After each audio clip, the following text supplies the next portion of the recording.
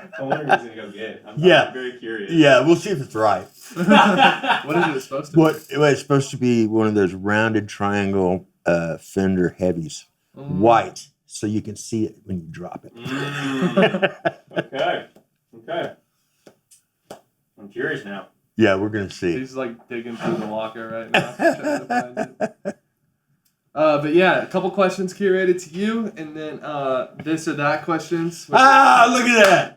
Now, if I give you this gross of picks, will you lose them? Oh yeah, promptly.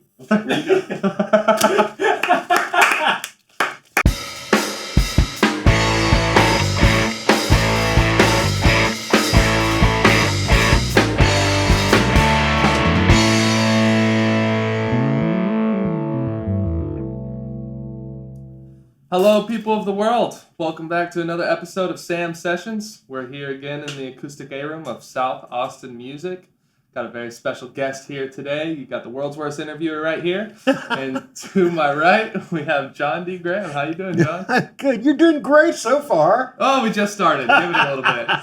I'll find one way or another to screw it up.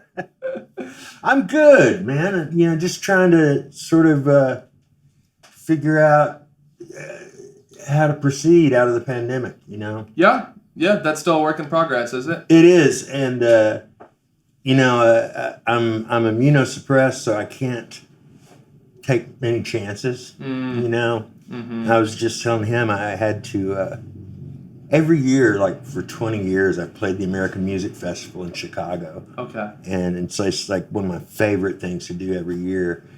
And I haven't been able to do it the last 2 years, and I was booked to do it this year, and my doctor nixed it.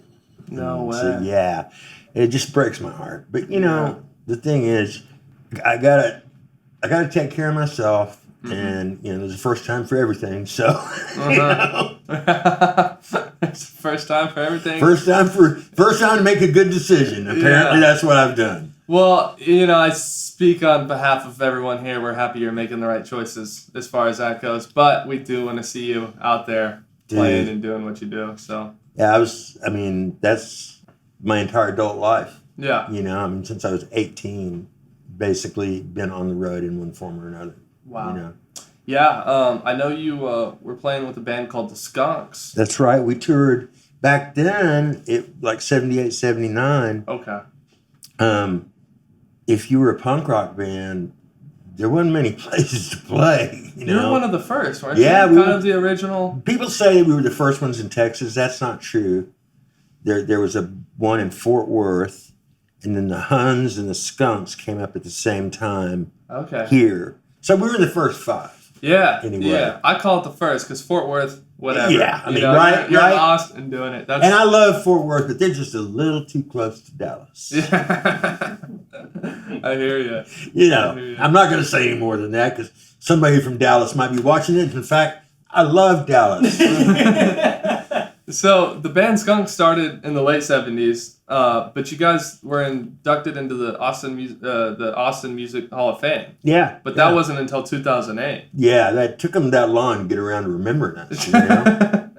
So is it something they just pulled from the past? Yeah, I think, there's always been so much going on in this town musically, and it never stopped. It was just this constant roll. And when I was playing with the Skunks, one of the gigs, and we got to open at the Armadillo. We got to open for John Cale from Velvet Underground. We got to open for the Ramones, and then we got to open for the Clash. Oh wow! And the Clash show, it was us, Joe Ely, and then the Clash.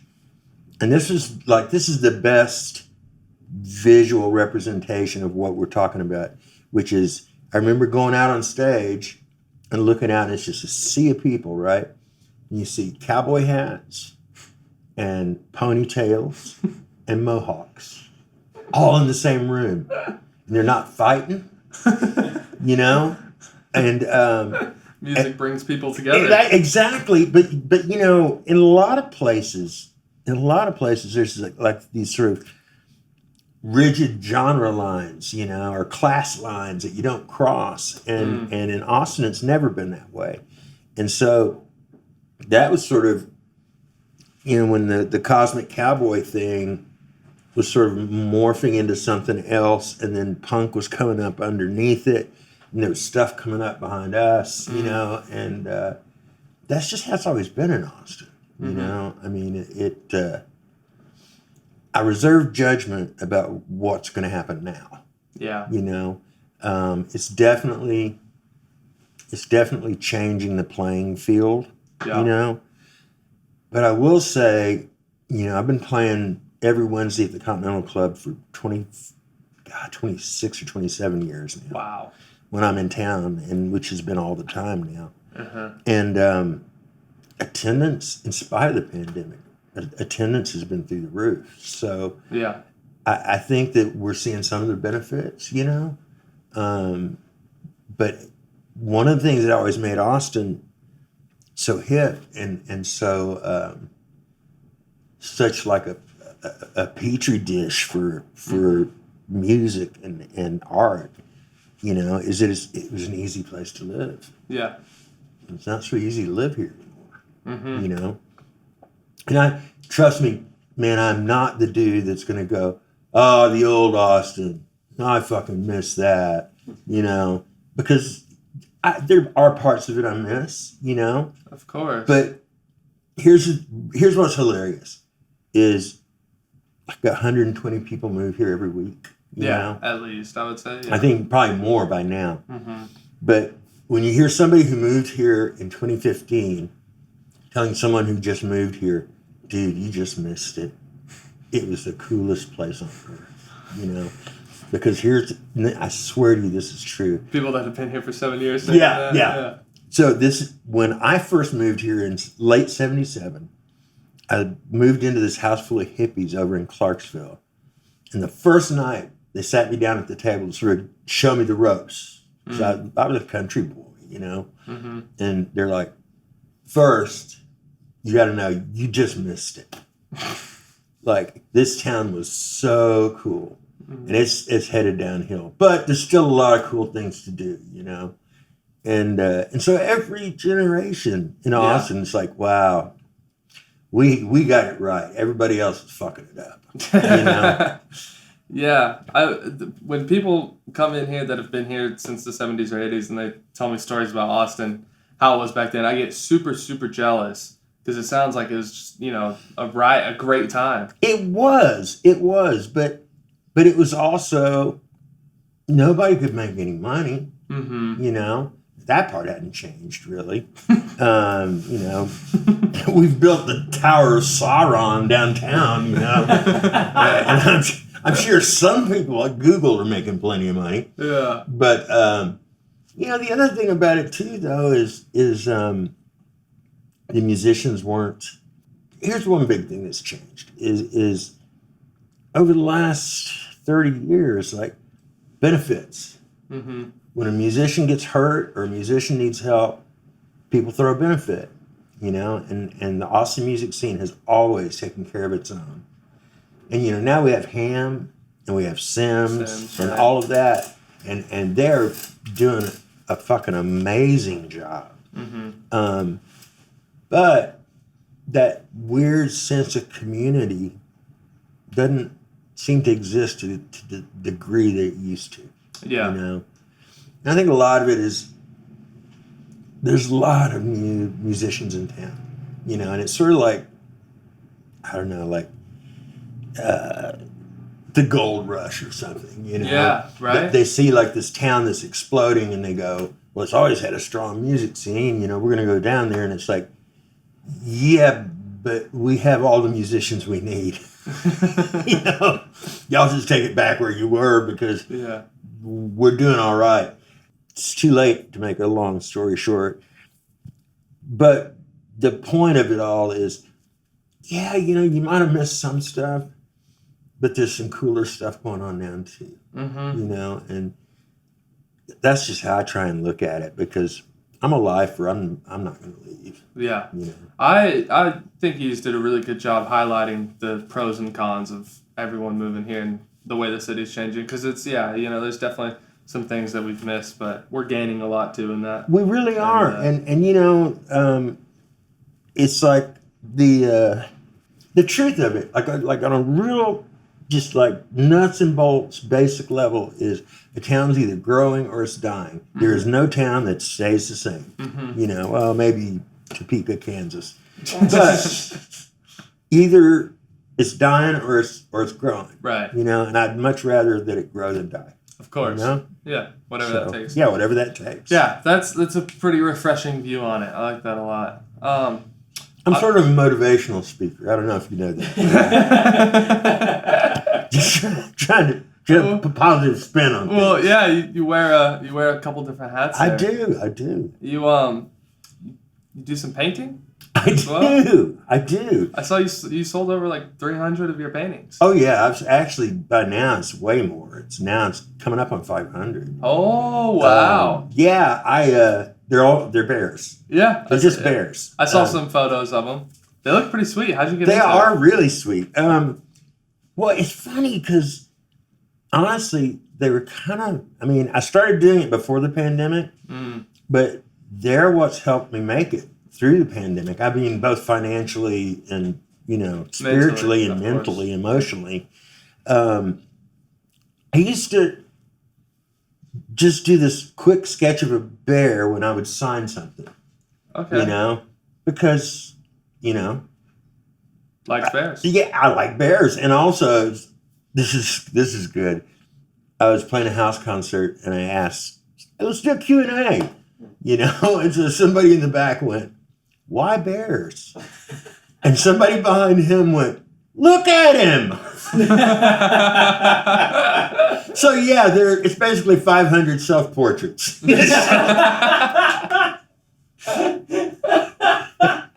True. Funny but true. That's awesome. So you kind of just kept doing it. Did you notice like an uptick in how many paintings you're putting out? Oh yeah. And it's so funny because I don't have a gallery. In fact, for a while I had a Tumblr page, but that's so out of date. What I do is I try and do a painting a week, and I throw it up on Facebook and say, DM me with offers, and I let the market set the price. Whatever people are willing to pay is what it costs. Yeah. I mean, some pieces are really fine, and I put a lot of hours into them, and they're going to cost more. Right. But it's like I'd much rather somebody who sees something and goes, damn, I want that. I'd much rather they have it than not, Right. And so, yeah, there's been an uptick, and there's like some weird developments behind it where now there's this weird sort of subset of people who don't know I'm a musician. They only know me from the bear paintings. And then they go, dude, I saw you on YouTube. I didn't know you were a musician. And it's like, yeah, just for 40 years, but That's awesome. Yeah, it is. That's how you know you're definitely good in both fields, because you have people from either end. Absolutely. That just don't even know about the other side. Exactly. Yeah, that's a good indicator for sure. Yeah. So how did you get into songwriting originally? Oh, man. I started writing really early, but I couldn't stand my own voice. I hated the way my voice sounded. Me and you both. Yeah. It's weird. I have to watch these things back. I used to watch every single one of them back before they were released, and it was just 3 hours of pure pain. Hearing myself. Man, the thing about it is there's the age gap here, so I don't even know if you'd be able to relate to it. But, with cassette tapes, when you would record your voice just talking, then you'd listen back to the cassette, you go, that doesn't sound like me. That's how it is. I mean, up here it was singing and everything. Yeah. Whatever you think you're putting out there probably has little to nothing to do with what people are hearing. Right. So I kind of hid behind the guitar for a long time, and that was sort of where I kind of made my move when I came to Austin. And I went to UT for 3 semesters because I was supposed to. Okay. And but as soon as I started playing, while I was at UT, I was playing in 2 bands. Yeah. But once I started playing with the Skunks and started traveling and making money and stuff, it was like, here's how I ended up dropping out of UT was we opened for the Clash at the Armadillo, and show's over, and Wayne Nagel, Wayne, king of the instigators. At that time, he was part owner in the Continental Club. And he said, come on, we're doing an after party at the Continental Club. So we go over there, and it's us and the Joe Ely Band and the Clash, and they just lock the doors. And we started jamming. And at one point, I'm on stage jamming with Mick Jones and Joe Strummer. And I'm like looking around, and I'm like, I must be hallucinating this, you know? I mean, I was 19, you know? Man. And so I had to go to school the next day. So needless to say, the doors were locked for a reason. And so when they unlocked the door, it was 8 a.m. And I come out, and the sun's like, we'd been indulging pretty heavy all night long. And I'm like, motherfucker, I don't know. So I go back to my house, I get my books together, and I walk onto campus. I'm seeing little stars going off everywhere. And I walk into this classroom. I forget what it was. It might have been comparative literature. It was one of those huge classes, like a, Like a lecture hall? Yeah, lecture hall. And I walk in, and I'm up at the top, and I'm looking down at all these people with their books. And I went, it's just like in the movies, like the sound went shh. And I went, oh, I don't belong here. And I went immediately to the bursar and said, I'd like to withdraw. And they said, would you like to talk to a counselor? And I'm like, no, I'm absolutely certain of it. I want to withdraw. And then I full-time with the Skunks. And after that, I played with Luann Barton for a little while. I was in a band called The Lift, which I wrote most of the songs for, or a lot of the songs for. But I didn't sing them. Somebody else would sing them. So my thing was I would try and be the hot shot, and it's like, I've got arthritis now. I'm 63. I don't play quite as nimbly as I used to, but I can still fucking tear it up, And so I would hide behind the guitar, but I'd be writing all the time. And then in between that pop band and the True Believers, I was like, I didn't even like music anymore. Like I'd go out, I'd see this new wave, lightweight stuff and new romantics. And it was just like, it wasn't what I was hearing in my head. And True Believers had actually formed, they'd already been a band for a year, I think, before I joined. But I stumbled on them one night, and it was like, this is it. This is what I've been hearing. It's like American music, and it's like punk rock, but it's got country sensibility, and the lyrics are intelligent and not dumb. And anyway, I just started going to see them, and one night I was talking to Alejandro, and he said, hey, you play lap steel, don't you? And I was like, yeah. And he goes, we're opening for the Long Riders at Liberty Lunch. Why don't you come out and just sit in with us? And so I did. And then after the show, he said, hey, man, we're going to Houston next week to play the show. Why don't you come with us? So I did. They never asked me to join the band. Well, I just started sitting in, and that was that. I was in the band. Yeah. But where this story is going is that Al asked me if I had any songs. And I said, oh, yeah. I've played him 2 or 3 of them. And he's like, oh, shit, that one's great. We should do that one. And so I took the lyric sheet out and handed it to him. And he's like, oh, no, you sing it. And I'm like, oh, I don't sing. That's why I'm the guitar player. I don't sing, but I do write. And he was like, no, that's not how it works. If you wrote it, you sing it.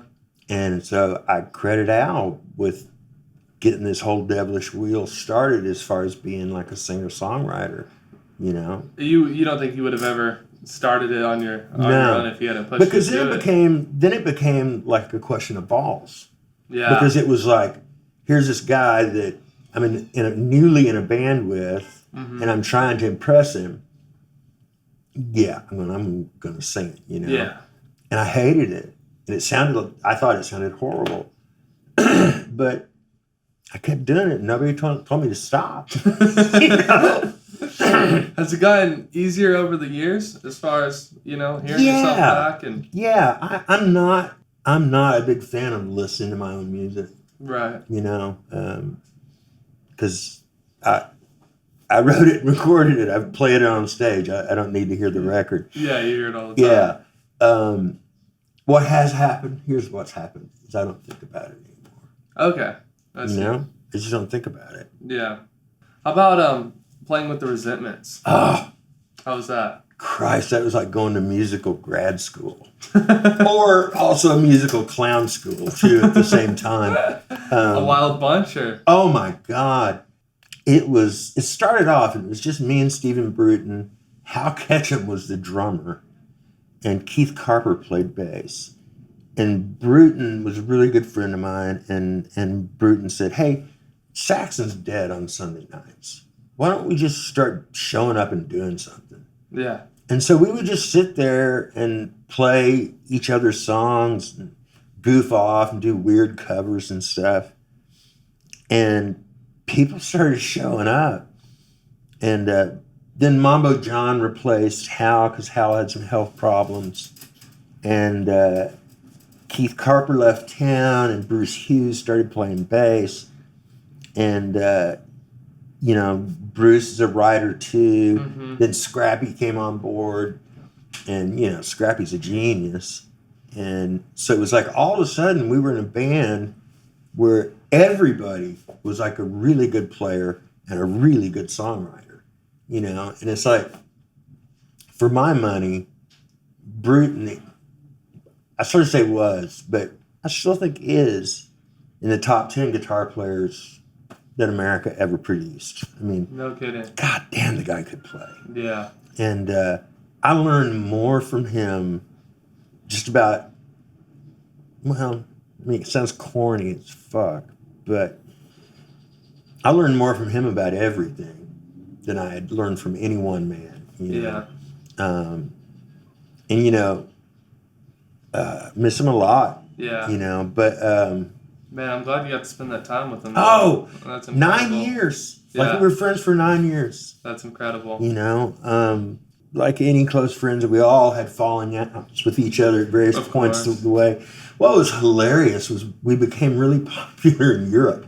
Oh, really? And like, literally, we were the bar band on Sunday night at the Saxon Pub. And, you know, we were drawn, and we made records, but it wasn't really a band. You know?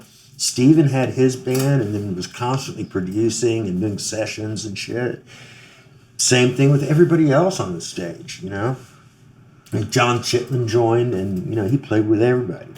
And, you know, but it was just funny how Blue Rose put out our record over in Germany, and we started getting offers on all these tours over there. Mm-hmm. And so for a period of about 6 or 7 years, we would go to Europe once a year and like play like packed houses and stuff. And we would all just sort of be looking at each other, kind of elbowing, can you believe this? Because it started off as a joke band, basically. Something to do on Sunday nights because we were all bored, you know? How was it playing in Europe your first time? Was it your first time going to Europe to play there? That was actually my first time going to Europe. Wow. And it blew my mind. Mm-hmm. You know, I mean, I was probably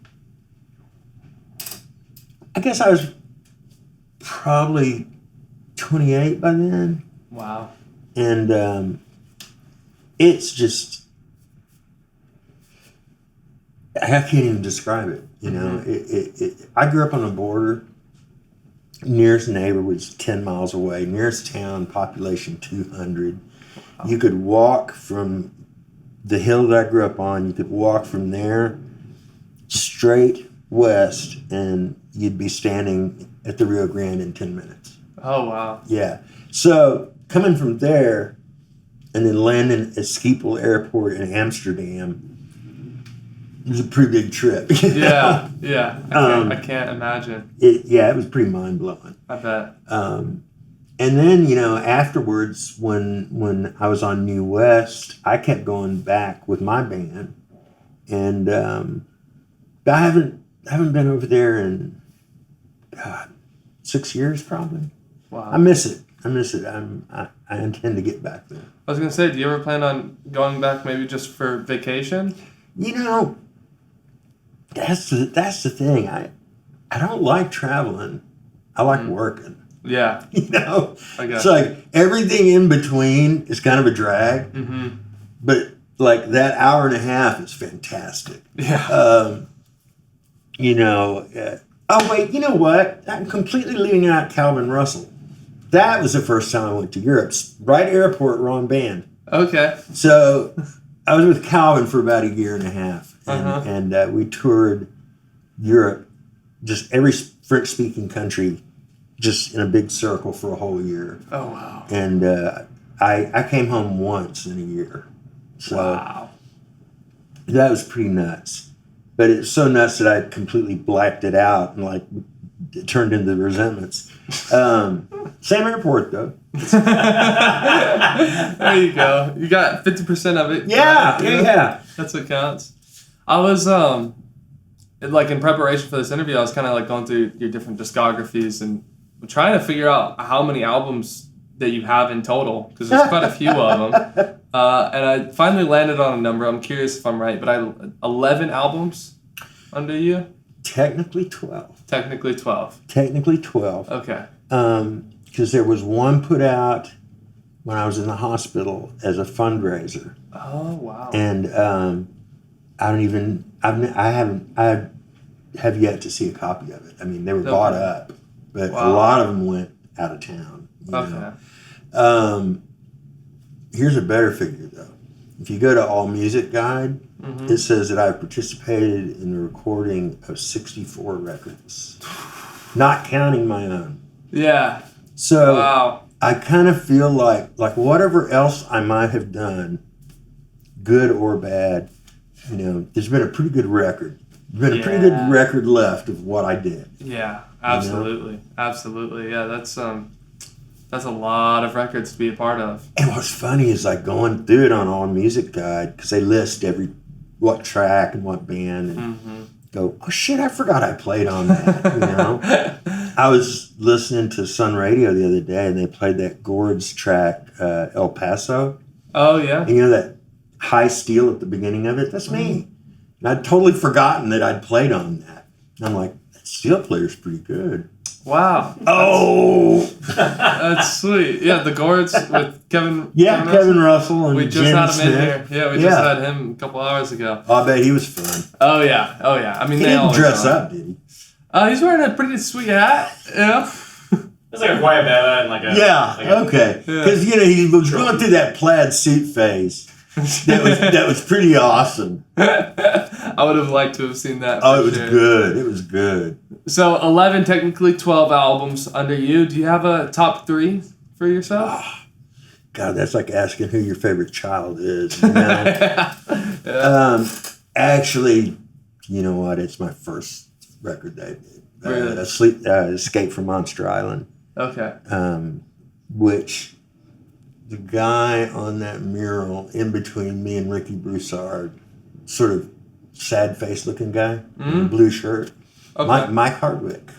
Yeah. And he's completely responsible for me making my first record. Wow. Yeah, I again, for better or worse, I owe all of it to him. Yeah. Because I'd moved back to town from LA and was living in this little suicide shack over here on Treadwell. Okay. And I'd had it with the music business. I'd done a record with John Doe from the band X and had toured with him, and it all sort of went south. And I'm like, the music business is dumb. It's dumb. It's just stupid. I don't know how any of this is supposed to work, and that hasn't changed. But I came back, and I'm like, I'm done. I'm hanging up my guns. I'm not going to play anymore. And I started framing houses, And I'm a terrible carpenter.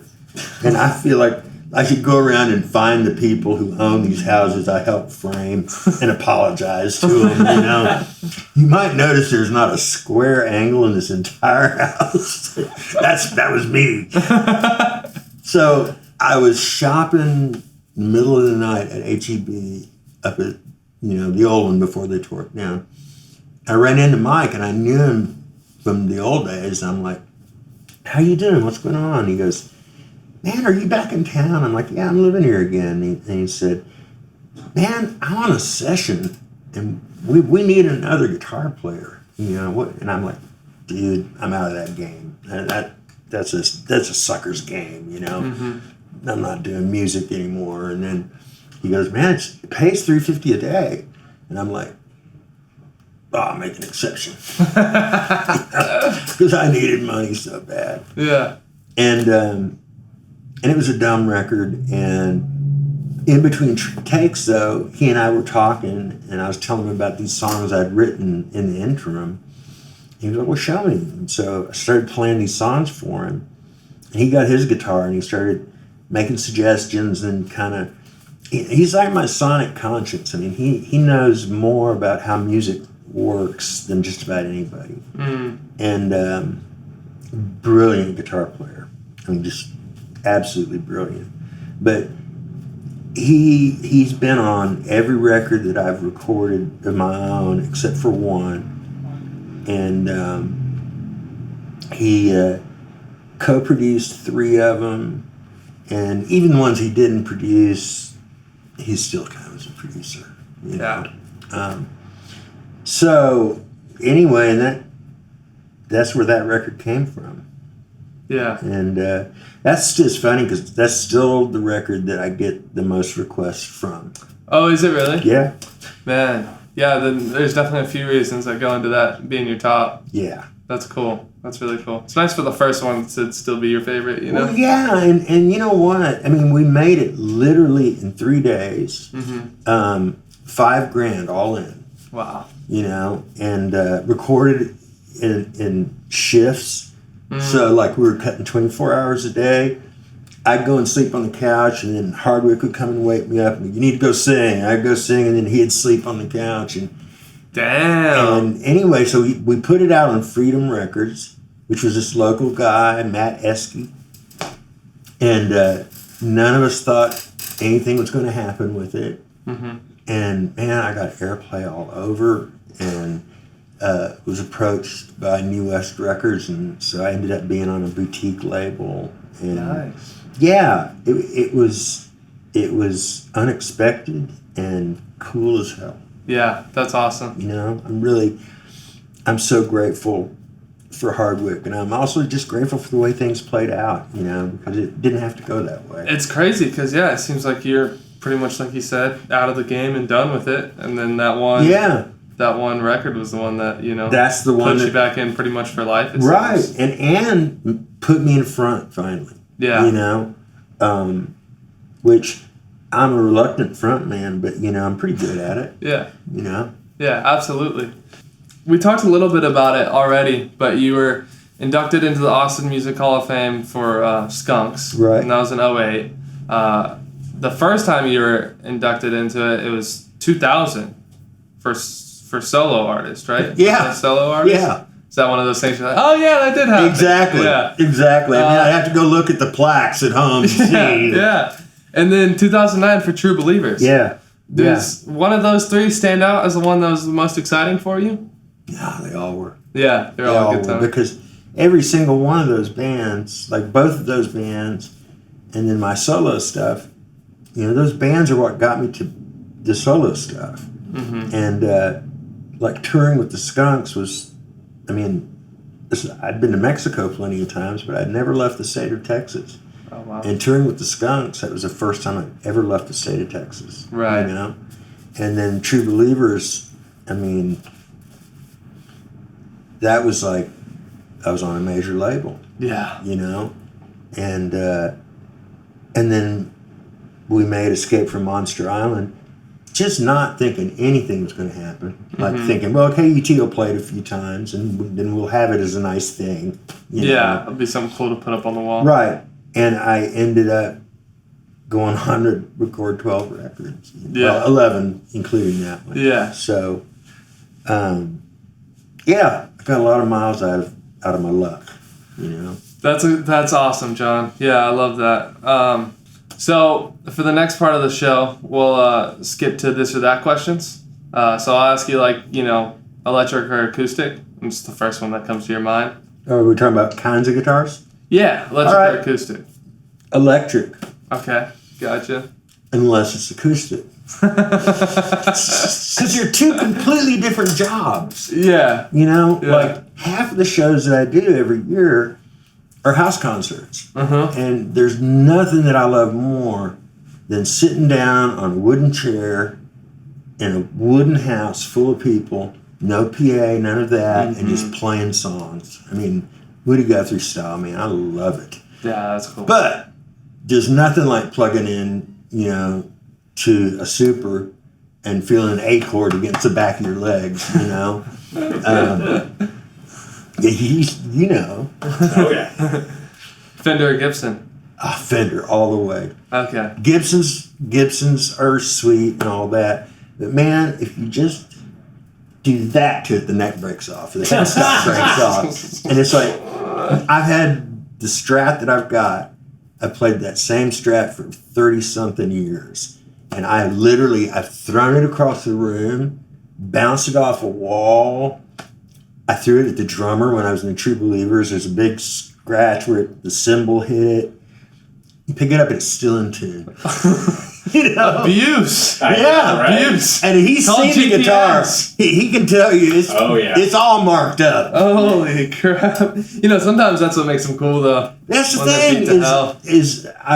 I'm like way overdue for a fret job. Yeah. And I'm so superstitious about all that shit. And I'm like, not until I can like see the fret disappearing under the fretboard am I going to get then I might concede that I'm going to get a fret job, you know. But that guitar, I mean, I have two main electric guitars, and they're both rosewood body. One's a Tele, one's a Strat. Okay. You know. Yeah.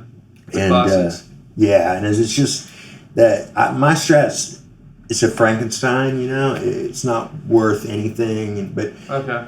it's worth a lot to me, you Right. know. And it doesn't sound like a lot of other Strats. I mean, it sounds more like a Junior, really. Interesting. You know, it's a cool sounding guitar. Yeah. That's great. Yeah. Debit or credit? Oh, fuck, debit. I want to know the money's there before I spend it. Because otherwise it's just getting spent. Oh yeah. Cat or dog? Dog and cat. Yeah. Yeah. Dog Yeah. and cat. There you go. That's a good way to put it. You like to cook or go out to eat? Oh, I'm a cook, man. I love Oh, yeah? cooking. Hell yeah, I'm good. What's your dude. favorite thing to cook? You know what? Italian food. Yeah. Like a pasta or what? Yeah, man. I make a badass puttanesca. Oh, shit. Oh, You are a cook, huh? Horse pasta, man. It's like odds and ends. It's like where the recipe came from Yeah. is at the end of the day, the hookers in Italy would go by the markets and pick up all the scraps of what was left. And then they'd make a pasta sauce out of it. Wow. And yeah, and that's puttanesca. I mean, puta. It's horse pasta. That's what it means. And I make a bad one. It's good, huh? Yeah, it's really good. Damn, I'll have to try that, man. That's awesome. I mean, yeah, anything called horse pasta. Yeah, is definitely how worth you a not shot. gonna? How you not gonna go for that? It's definitely worth a shot. Yeah.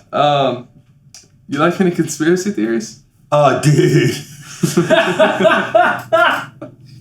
Let's just say that I spend a lot of time on Reddit.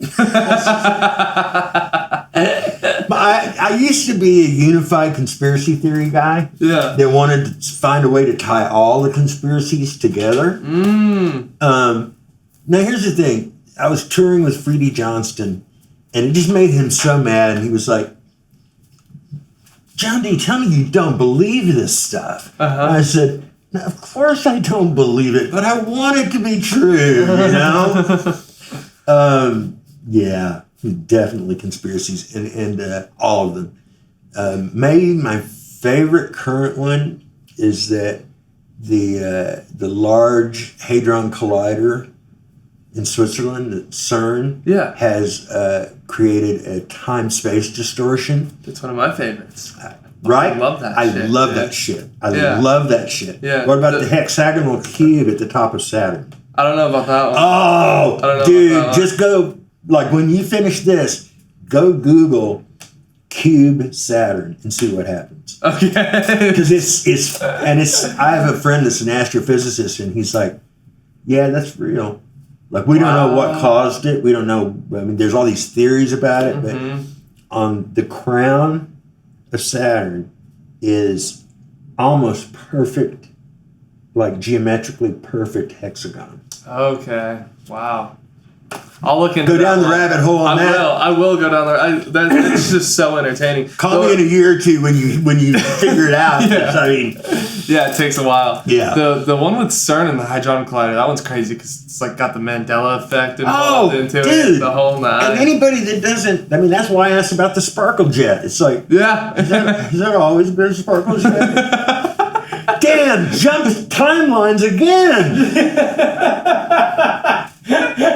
Oh, poor John. Reddit's got you questioning reality. I know. It's like, doctor, I'm sorry I'm late, but I'm in an alternate timeline right now.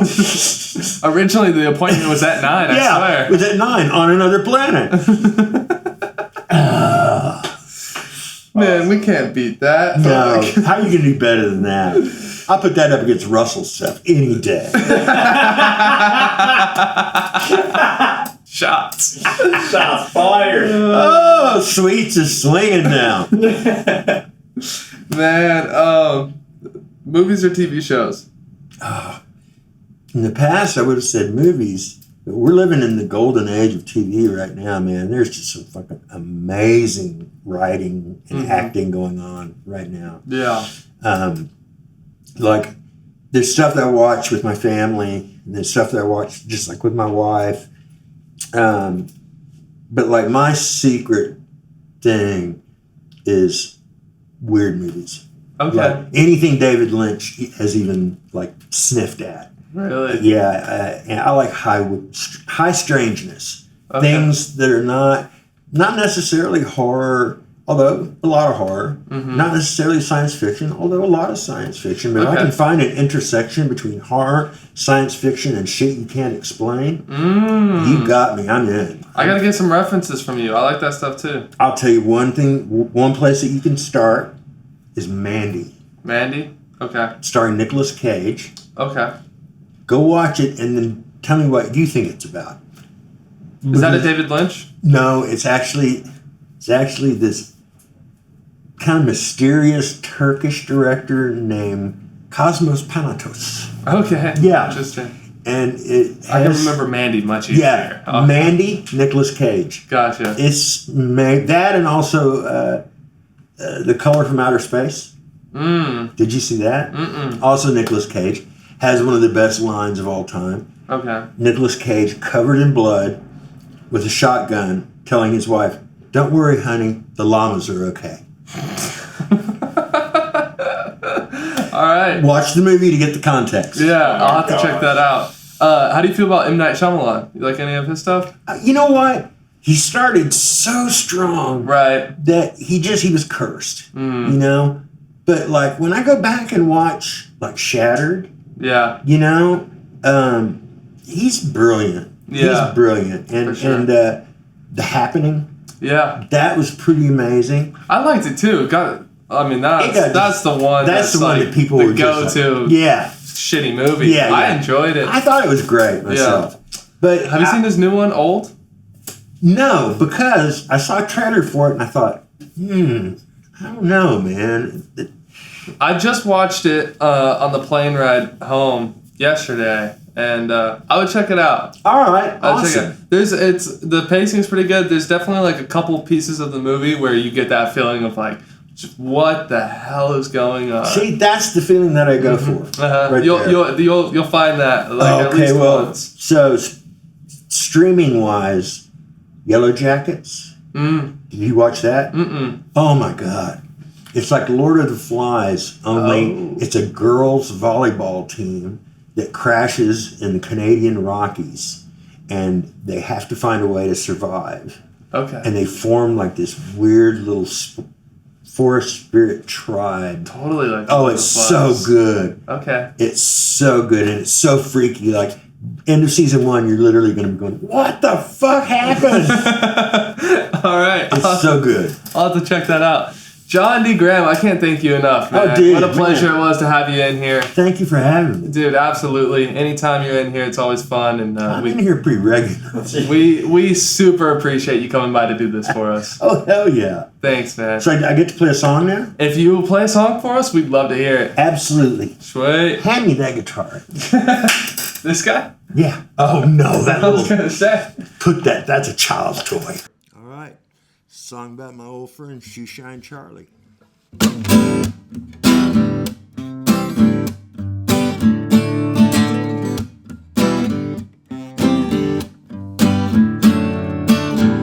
Pacer stack train at the crossing.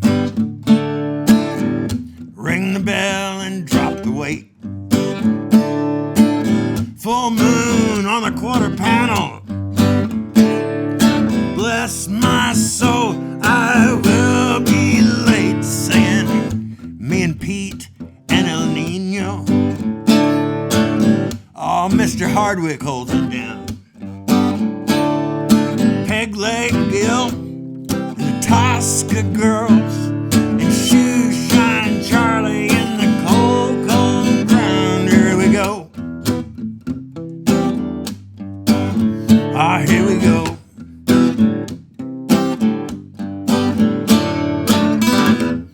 Wednesday till eternity.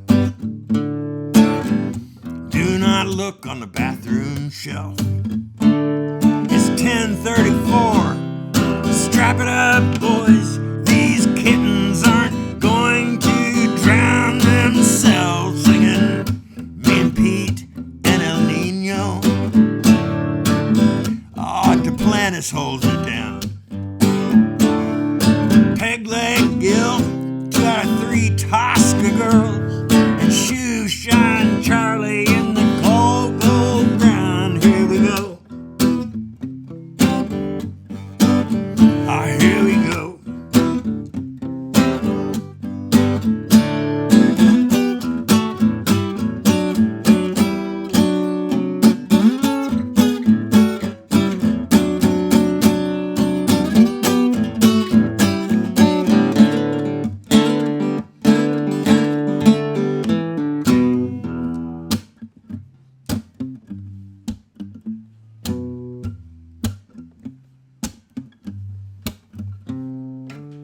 First, Pete moved east back to Houston. Raphael went to play with Leonard Cohen's band out west. Then Leonard died. El Nino went to find his biological family. And who knows what ever happened to the rest. Singing me and Pete and El Nino. Ah, Joey Sheffield holds it down. Peg Leg Gill and the last remaining Tosca girl. Shoeshine Charlie in the cold, cold ground. Shoeshine Charlie in the cold, cold ground. Shoeshine Charlie in the cold, cold ground. Here we go. Ah, here we go. Yeah, here we go.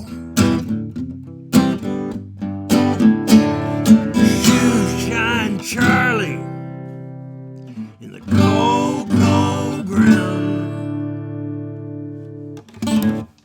There you go.